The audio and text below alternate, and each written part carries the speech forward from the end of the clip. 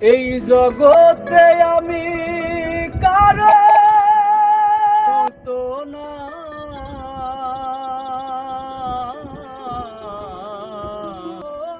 আমারে কেউ ভালোবাসে না। আমার একটাই দুঃখ,